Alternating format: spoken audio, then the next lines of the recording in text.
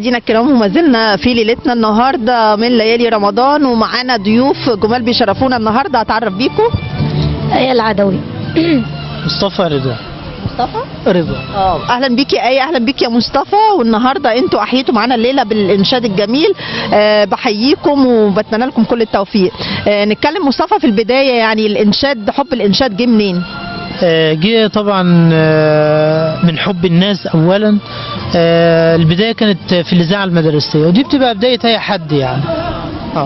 طيب مين اللي شجعك على الانشاد او حبيته ازاي؟ الجمهور، يعني الجمهور هو اللي بيرفعك، والجمهور هو اللي بينزلك. بس كونك بتنشد مش بتغني فده برضو يعني اكيد في قدوه ليك. الحمد لله قدوتنا سيدنا النبي صلى الله عليه وسلم. فسيدنا النبي كان الانشاد موجود، يعني سيدنا حسان بن ثابت كان بيكتب شعر في سيدنا النبي وكان بيتقال يعني وكده، فاحنا قدوتنا سيدنا النبي عليه افضل الصلاه والسلام. كلميني برضو، انت حبيتي الانشاد منين؟ والله برضو انا البدايه كانت برضو الاذاعه المدرسيه زي مصطفى، وسبحان الله يعني كده حاجه من ربانيه من عند ربنا. من وانتوا صغيرين وانتوا بتنشدوا؟ من وانا حوالي 9 سنين كده 10 سنين اكتشفت الموهبه في نفسي.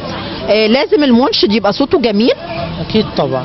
هي الصوت والكلمات دول حاجه اساسيه مع الجمهور، لان وممكن ما يبقاش في صوت والجمهور جابل خلاص.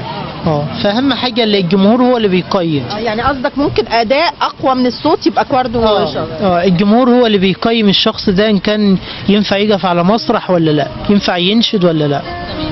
بالنسبه للانشاد، القصائد اللي انتوا بتنشدوها بتختاروها ازاي؟